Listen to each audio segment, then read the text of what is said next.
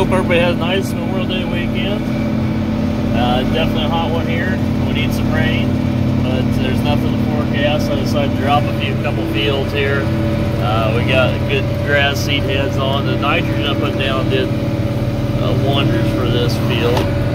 And today I wanted to talk about disc mowers, or just mowers in general. And I done a little video here the other day where I talked about this mower. And this is a John Deere 285. And this is made by Kuhn. Well, way back in the old days, before we had this, late 70s, well, even post acre back into the 60s, my grandfather, he had a number 5 John Deere, and Dad couldn't stand it anymore and made him go buy a International 1300 sickle bar mower. Well, we'll start out talking about sickle bar mowers and the differences.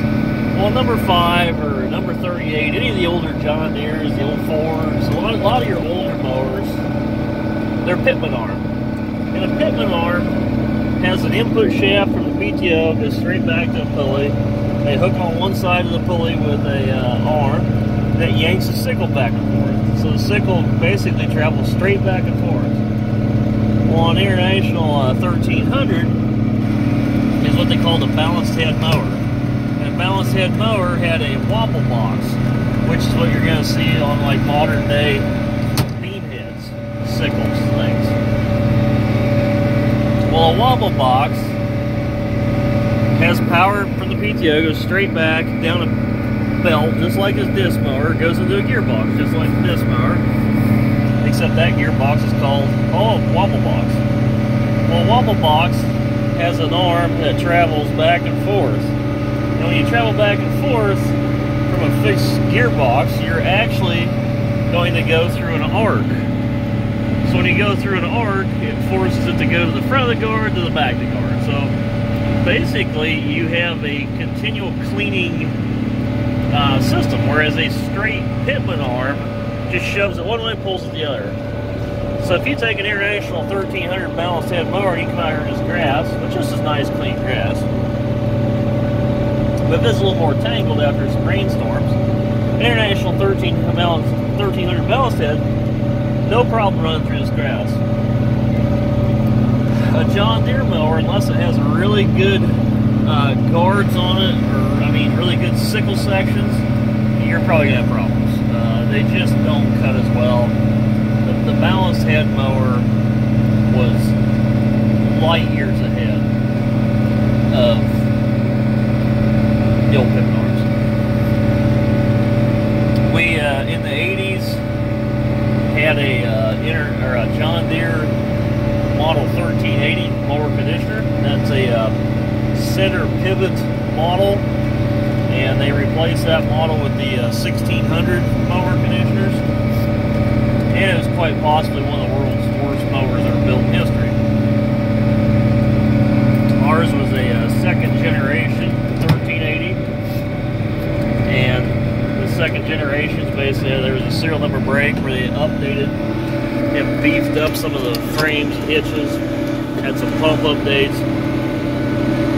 But in heavy first cut alfalfa, that mower would not go over 2 miles an hour. It had a large auger in it, and it had a giant pinch point between the auger and the rolls. They ran the auger all the way together and they formed a V. And that V absolutely would not let material flow through. Well, the 1600s, they went to 2 augers, kicked it right through. Then obviously New Holland's always been a front runner on mower conditioners. Theirs are a much more open design.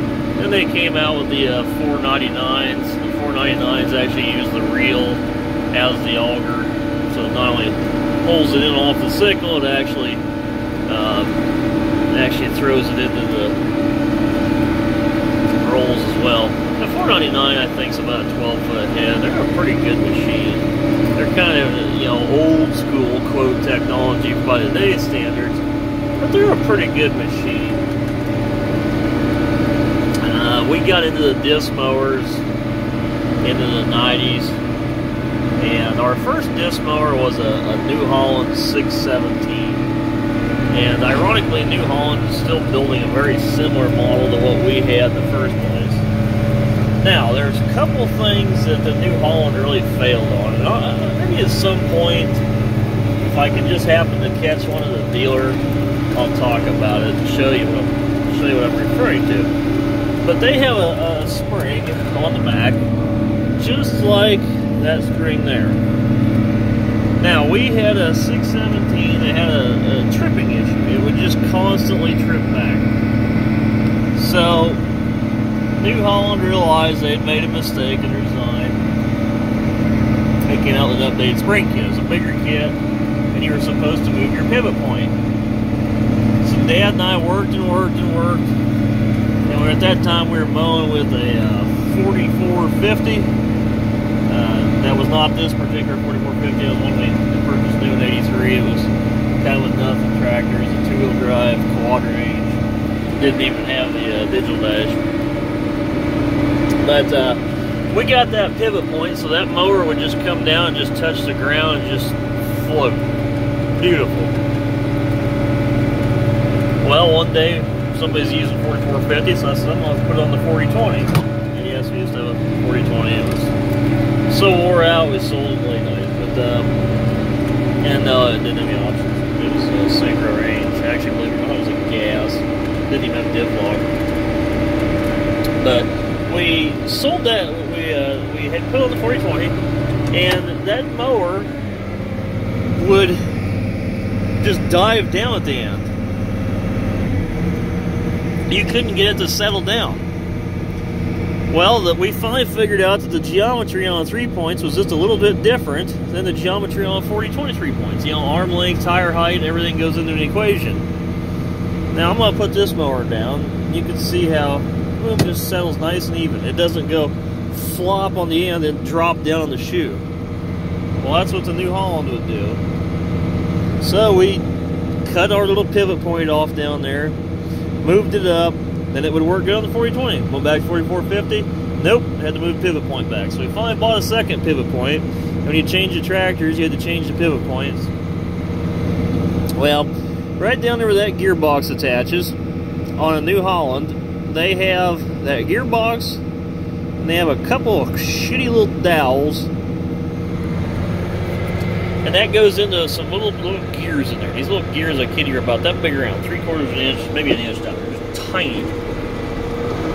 And what had happened on ours, it tripped so many times because of the poor bar flotation. It eventually started to work everything loose.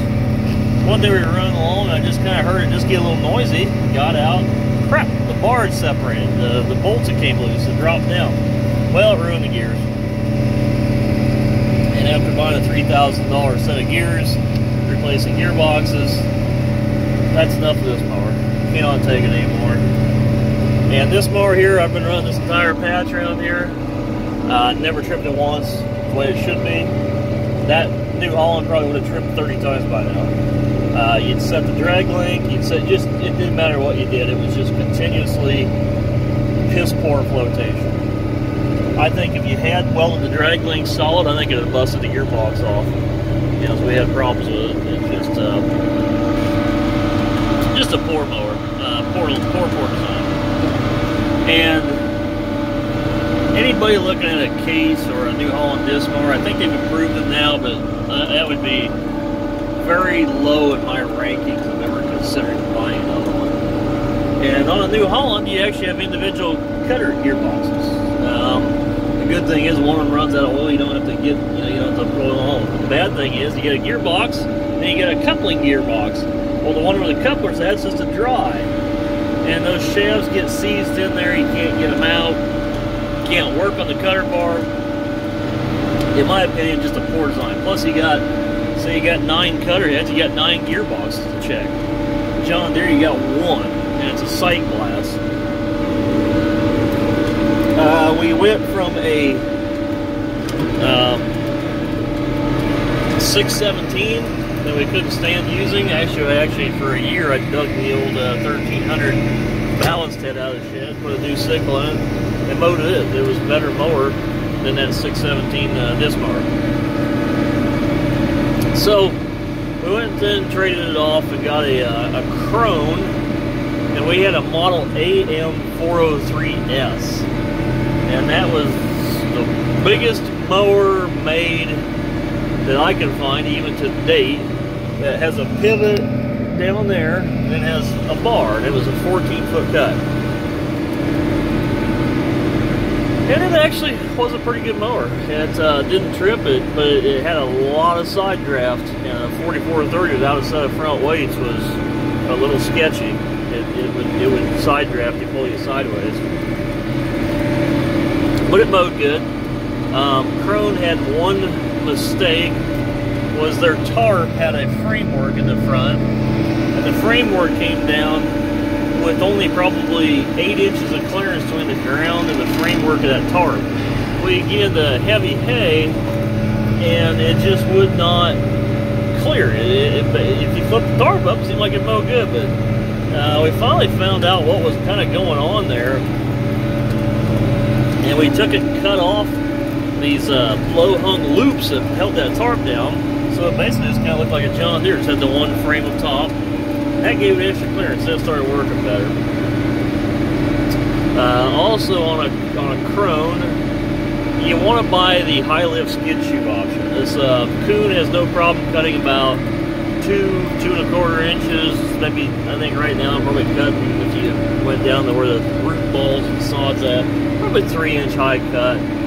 And the Kuhn, that thing was just scalp. It was a 3/4 inch high cut. But again, it's developed and designed in Europe. You know, they're going to be cutting better quality hay, not as much tonnage, and they're going to be cutting it on nicer, better fields. I'm cutting shit like this mountain out here. That Krone, if you have the high lift skid shoes, will cut about identical height to a Kuhn. Well, then after that mower actually wore out, it probably had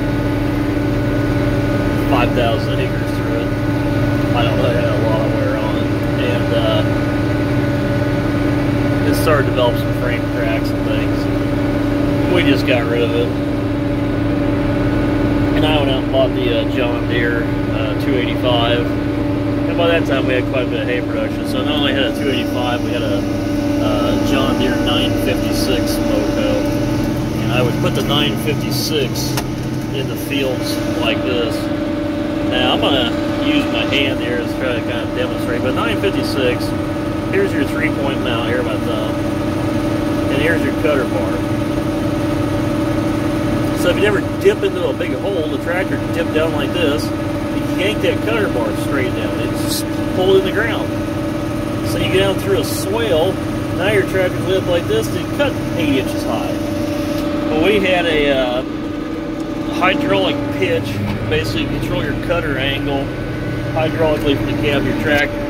So if you ever went down through a swale with that thing, you better be real slow and cautious and actually mow in and roll it back and come back up out of the hole. That was a pain in the ass. It worked, but it was not as user-friendly. Plus, there's a 15-foot bar, and a 15-foot bar, cutter bar, out here on land like this is a little sketchy just because you don't have any flex. Well, I did other things for years full-time, and we just kind of got out of the hay production. And now that I'm back into farming, I am, if you look back through some older videos here I did, you can kind of trace my history a little bit, but now that I'm back into it, we're actually doing hay production again, so I'm glad I kept my 285 mower. And this 285 is made by Kuhn. The new version of this mower is an R310 if you go to John Deere. And I just don't have enough good things to say about this mower. It works. It just works. It doesn't trip very much, and if it does, it's probably for a justified reason. It's well balanced. Just a nice mower. The only complaint I have of this mower is they don't build it at 1,000 RPM PTO. And if this were a 4850, I just, you know, you wouldn't be able to mow with it. It's 540. We did look at the pulleys in the back on this, and we found a couple of places on the internet where you could probably have a big pulley machined for you. It's fairly expensive, but you can have one machined, and then you'd have a ability to go to 1,000 RPM. You just got to do the math and get a pulley made. But I do think there would have been some potential to have taken this mower over to 1,000 RPM. And I've seen guys run these on 4640s and stuff that have 1,000 RPM only PTOs. What they end up doing, they end up idling the tractor about 1,500 RPM, and or wherever the 540 runs at. It's pathetic. Your tractor doesn't have any power. You're trying to pull hills like this, you know, 12 to 1,400 RPM. You're just, and then you're gonna be in higher gears to be able to go 5 miles an hour. Your tractor doesn't have a torque. It's a joke. Hard to control. Maybe if you're gonna mow a roadside, it'd work, but otherwise, I wouldn't recommend it. There are a couple brands. There's a Pottinger brand of disc mower that looks like a pretty well-made mower. I don't know. I've never seen one personally, but I do know they are made at 1,000. And digging through my archival of brochures, Bush Hog actually used to make a 1,000 RPM PTO mower, and I've looked high and low for one, and you're not going to find it, period. Kind of the same story with like a little 7-foot Bush Hog. Nobody built one 1,000 RPM PTO, so taking on 4640, 4630, any of the older John Deere's at 1,000 PTO only, 4520s. And guys like to use them for mowing. They like to use them for bush hogging. Nope, can't find anything for parts, or availability for attachments. I mean, just you're screwed. I just don't understand why these companies try to build stuff so proprietary in whatever PTO ranges. It seems like that's gotten better as farm equipment's kind of evolved, but that's always been a gripe of mine. I talked the other day that Kuhn actually makes a 4410 model. I think it's even a 3510 model. They're called a lift control series. And a lift control series, instead of pivoting, you know, right down here, it actually basically pivot out of the center of the tarp. And a lift control series allows the bar, instead of just coming down and floating like this, it actually allows the bar to float, you know, out of the center, or off the center point. The advantage of that is you're going to have a lot better flexibility. Your cutter bar is going to go back and forth. The disadvantage of it is I don't think it lifts up very high when you go to turn around. This thing will actually lift up high enough you can clear fence posts, like a gate entrance. I can just lift it up, clear the whole gate, drive right in. 4410 Kuhn is wide enough. I think you can run duals on. I had looked at one and was very much considering it. Actually, I still am. For the 4410, I could run on the 8400R. It's a 14-foot mower. Basically, it's a big version of this, but I'll run with the duals all around on the tractor. And you know, it is a big 1,000 RPM mower. And the only thing bad, I mean, it's heavy. But then again, it's a fairly large tractor, so I mean, it should handle it quite easily. And that'd be a good mower if you had a 4840 or a, even articulated like an 8450. Any of those, it would work just fine on there. So if you're looking for a really good mower that's a little bit more cheap, I would use the word, maybe cost efficient, I would definitely stick with 275s, 265s, you know, depending on what size tractor you got. You know, go with one of these John Deere's. They're a Kuhn mower, bulletproof mower, great machine. If you need something bigger to take out acres, there's so many varieties. Like if you're a huge hay producer, there's no substitute for the Chrome Big M500. If you're a mid producer and you maybe say have 2,000 acres, I would look at maybe a system where you buy like maybe one of these for those little fields, and then go in and buy something bigger, such as there's like a TM, I think it's like a TM 1400 Premier. That's basically a center pivot version of two of these disc mowers combined. which I would very much recommend that mower over a John Deere 956 any day of the week. I think it's far superior over a John Deere 956. So if you're looking for, you know, depending on your operation, if you're looking for a good mower, don't go sickle. Sickle's a thing of the past unless you got some sort of a hay production that requires a sickle. I don't know what that would be. And you know, I'm not an irrigated alfalfa producer, so there's some things I don't quite know what I'd be talking about there. But just I would stay clear from sickles. They're high wear, they're problematic, they plug, they just won't go as fast. So go disc, but definitely go with a John Deere. I think there's some other brands of cheaper brands out there on the internet. There's some foreign brands of mowers made, such as Lely and things like that, that are probably not too bad. I know a few of those had like a triple cutter or a triple knife head. And I'm not big on that either. It's just more knives they have to buy. I mean, this is a 2-knife head, and I mean, I've been in a 4 ton an acre of material with this thing at 6.5 mile an hour, and no problems. Right now, I think I'm blowing about 4 miles an hour, just or probably maybe 5, just so I can do this video. And it is extremely rough out here, so that's going to limit me as well. But you know, this mower definitely has capabilities of mowing probably 10 miles an hour easily. And the biggest thing you're going to slip on this one first is actually that belt down there before you do anything else. Anybody has any questions about, you know, any of this in more particular, you know, comment on it. And I'll try to pick up, I'm sure I'm going to do a lot of mowing this summer, so I'll try to pick up and weigh in on it. But yeah, I would avoid New Holland. Just don't like their mowers. I think they're problematic. The only thing I really enjoy personally that's New Holland is their roller bar rakes. Like a 256 rake, something like that. They're a damn good rake. You know, side delivery. If anybody even uses those anymore, and I think their small square balers are okay. I don't know. I'm not too knowledgeable in the small square machines, but you know, look where you can get a dealer too. These things always need knives, always need parts. So you go out and you buy one of those ones out of the Farm Show Special magazine and try to get knives for your local dealer. It ain't gonna happen. You have to order set. When it is haymaking season, you know, you got to get it done. And if I were to break down right now, I could go down to John Deere and get parts. There's nothing more I hate the availability of just being screwed. You know, you go out here and you're broke down. You go, crap! I got to go on the internet and go to my Farm Show Tractor Supply to order parts for this brand X thing. Well, that ain't gonna work. So, you know, John Deere has an advantage there to the dealers. So that's what I have for this mower.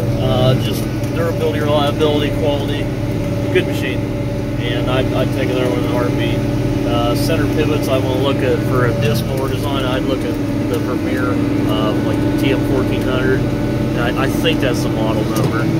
But if I were going to look at a old school sickle center pivot mower conditioner, possibly would look for an old John Deere 1600, or maybe probably a 499 New Holland's actually going to be the better bet.